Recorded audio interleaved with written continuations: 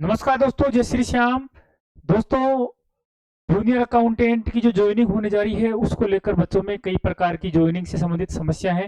Common सी समस्या है जो आपके सामने है, ताकि आप सभी से संबंधित है, आप सभी की समस्याओं का समाधान एक ही प्लेटफॉर्म पर हो सके। तो कॉमन समस्या है, पहली क्वेरी है नितेश जी की, मुंडोतिया जी की, कि सर जयपुर वालों को जयपुर डिस्ट्रिक्ट में जॉइनिंग मिलने की पॉसिबिलिटी क्या है। तो मैं बता दूं, न केवल जयपुर, राजस्थान के जितने भी जिले हैं उनमें पोस्टिंग का जो डीटी की पॉलिसी है वो ये पॉलिसी है कि हम हमारे अभ्यर्थियों को, हम हमारे कर्मचारियों को डब्ल्यू फर्स्ट, डब्ल्यू सेकंड और जूनियर अकाउंटेंट को उनके गृह जिले में पोस्टिंग देने की कोशिश करेंगे, ठीक है।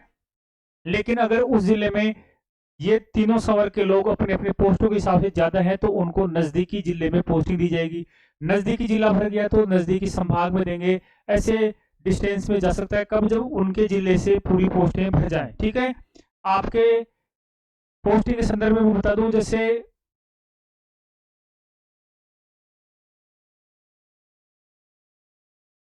ये मान के चलते हैं कि सीकर है, सीकर में 111 जूनियर अकाउंटेंट की पोस्ट है, ठीक है। और सीकर से लड़कियों का चयन होता है 100 का, ठीक है। 100 लड़कियों का चयन होता है, ऐसे में 100 लड़कियों को सीकर जिले में पोस्टिंग दे देंगे, ठीक है। और उसके बाद में दो विकलांग थे, पीएच कैटेगरी के थे लड़के या लड़की जो भी है, उनको भी उनके गृह जिले में पोस्टिंग दे दी। ऐसे में वरीयता में आप समझ गए होंगे, जब भी डिस्ट्रिक्ट में पोस्टिंग देंगे तो पहले महिला, ठीक है, और विकलांग को वरीयता दी जाएगी। तो इनको जोड़ने के बाद 102 कैंडिडेट हो गए, टोटल 102 अब बच गए। उनको कहाँ पोस्टिंग देंगे भाई? 9 बच गए। 9 को 9 में आएगा आपके लड़कों का, पुरुष अभ्यर्थियों का मेल का नंबर आएगा, मेल को रैंक के आधार पर, जिसकी रैंक उस जिले में टॉप होगी। जैसे मान लो सीकर में सबसे पहले थर्ड रैंक वाला कहाँ है, सीकर में, तो ऐसे में उसको, उन 9 को जो टॉप 9 में रहेंगे उनको पोस्टिंग दी जाएगी। हमारे समय क्या हुआ था, हमारे समय टॉप 50 जो लड़के थे उनको पोस्टिंग कहाँ दी गई थी? सीकर में दी गई थी। झुंझुनू की बात करते हैं तो झुंझुनू में हमारे समय 18 रैंक वाला एक भी लड़के को पोस्टिंग नहीं दी गई थी शायद झुंझुनू में, ठीक है। जो 18 रैंक जिस लड़के की थी उसको भीलवाड़ा जाना पड़ा था। कहाँ जाना पड़ा था?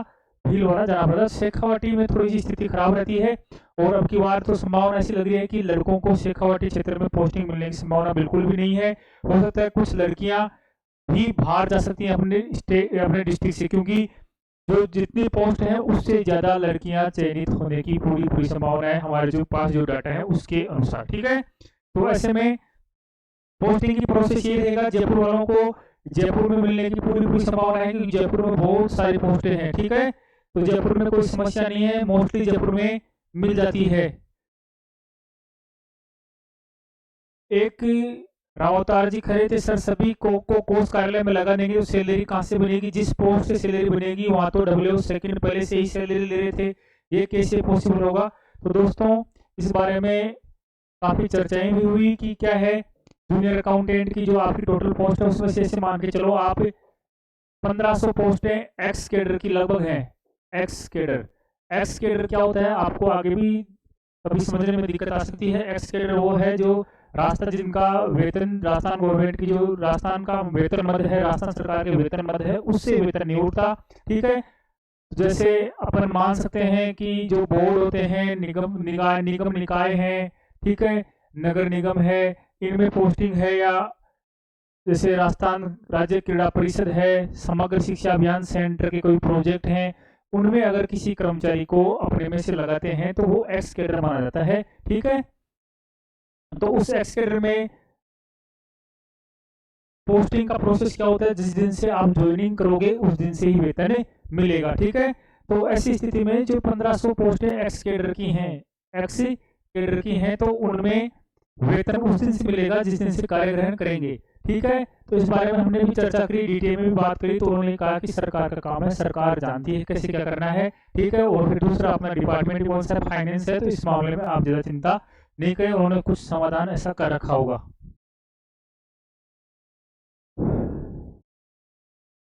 मिनी नागर, अदर स्टेट वालों को कैसे पता चलेगा कि उसे कौन सा डिस्ट्रिक्ट मिला मिला है, प्लीज बताएं।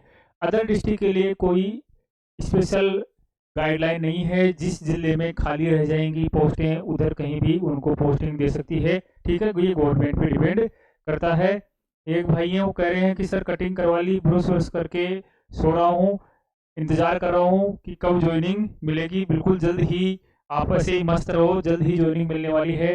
ये बेरोजगारी के जो कुछ क्षण थे वो अब खत्म होने वाले हैं, चिंता नहीं करें। एक समय था वो बीत गया है, अब आगे आपका सुनहरा काल आ रहा है। 2025 में ही नियति का योग था कि आपको 2025 में ही ज्वाइनिंग मिले। हालांकि प्रयास ऐसे खूब हुए थे कि 2024 में ही मिल जाए, लेकिन अब जो भी है। नेक्स्ट है सर, पोस्टिंग ट्रेजरी किस आधार पर होगी? आधार कार्ड के एड्रेस पे होगी या मूल निवास के एड्रेस के आधार पे होगी? तो दोस्तों जो मूल निवास है उसी को ही आपके आवास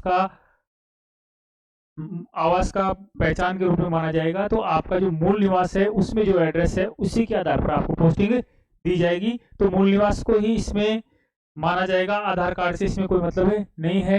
12 जनवरी को पक्का है क्या सर ज्वाइनिंग का तो ये कन्फर्म है कि आपको 100% लगभग ये मान के चलो कि आपको 12 जनवरी को ही पोस्टिंग मिलेगी। और इसके आदेश हो सकता है पहले ही 9, 10, 11 तारीख के आसपास आपके आदेश जारी हो जाए, फिर रोजगार मेले में आपको नियुक्ति ऑर्डर मिल जाए। ठीक है। नेक्स्ट है भूमिका सुधार। सर किस ट्रेजरी में ज्वाइनिंग करना होगा, न्यू डिस्ट्रिक्ट वाले या पुराने डिस्ट्रिक्ट में?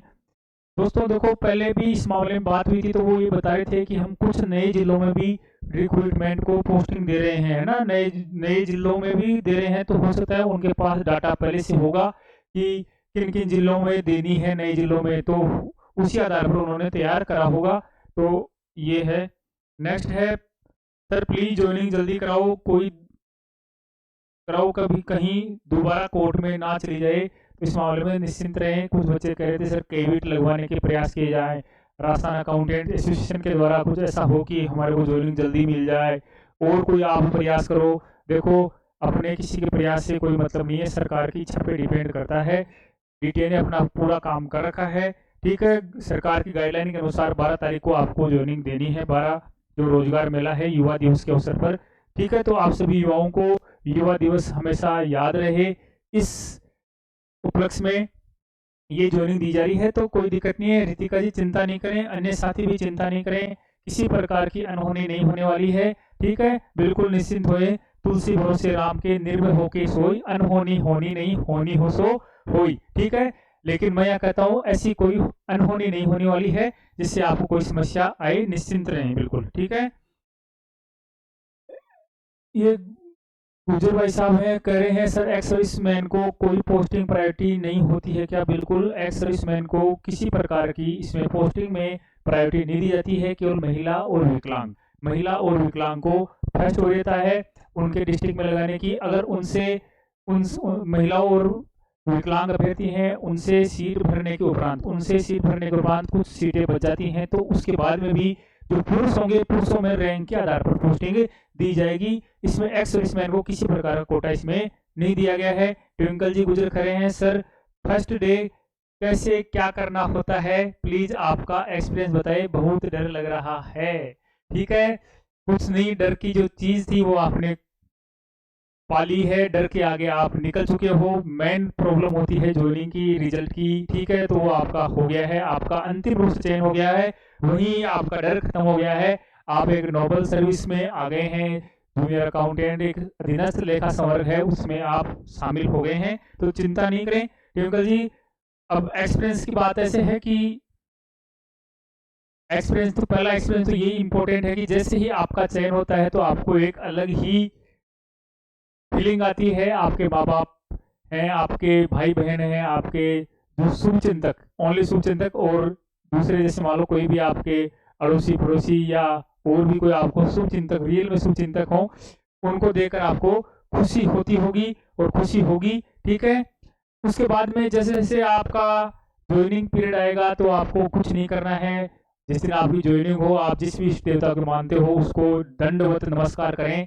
ठीक है, मेरे द्वारा भी जैसे चयन हुआ तो दंडवत नमस्कार करके माता पिता का आशीर्वाद लो, तिलक विलक निकला के आराम से जाओ। ठीक है, फर्स्ट डे होता है, जैसे अपन कोई अपने आसपास के लोग जो विदेश में जाते हैं या बाहर कमाए जाते हैं तो उनका जिस प्रकार से घर पे एक सम्मान के साथ एक विदाई टाइप में मतलब प्रोग्राम सा होता है जिसमें तिलक वगैरह लगाना, हल्की सी मौली की नाल बांधना, कोई पूजा पाठ ऐसी कुछ करा सको तो करा लेना, कोई दिक्कत नहीं है।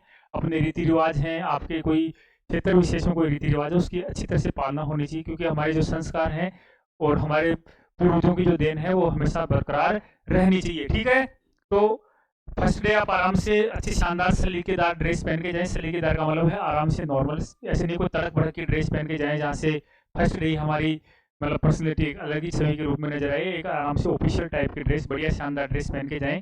ठीक है, और हो सके तो आप साथ में एक मिठाई का डिब्बा ले जाएं, या वहां जाने के बाद आप स्टाफ को कह सकते हैं कि आप स्टाफ में कोई नाश्ता वगैरह या कुछ मिठाई वगैरह मंगानी है जो मंगवा लो। ठीक है, तो वो एक रहता है, ये आज नहीं तो आगे कभी भी आप ऐसा करना चाहो तो बता देना, मैं इस मामले में आपको पेमेंट कर दूंगी। तो ये एक कर दूंगी या कर दूंगा जो भी है, तो ये एक नॉर्मल सा रहता है।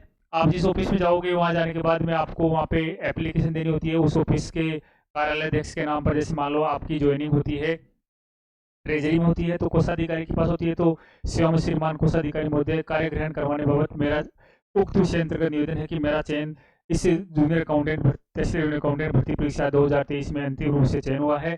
ठीक है, डीटीए के आदेश क्रमांक और दिनांक के तहत मुझे आपके कार्यालय में लगाया गया है, अतः मैं आज दिनांक इतनी थी 12-13 जो भी है को इतने बजे मतलब पूर्वाह्न या मध्याह्न पश्चात। ठीक है, पूर्वाह्न मतलब सुबह से पहले, मध्याह्न पश्चात मतलब बाद में मैंने कार्य ग्रहण कर लिया है। ठीक है, तो कोशिश करना आप सभी पूर्वाह्न मतलब मॉर्निंग के शिफ्ट में ही आप कार्य ग्रहण करें, क्योंकि मध्याह्न पश्चात अगर दोपहर बाद में कार्य ग्रहण करते हैं तो उसमें क्या है आपको उस दिन का वेतन नहीं मिलेगा। ठीक है, तो ये हो जाएगा और कुछ दिक्कत नहीं है, नॉर्मल सा रहे। भगवान का आशीर्वाद आप पर था, आपकी मेहनत में दम था तो आप यहाँ तक पहुंचे, डर की कोई दिक्कत नहीं है।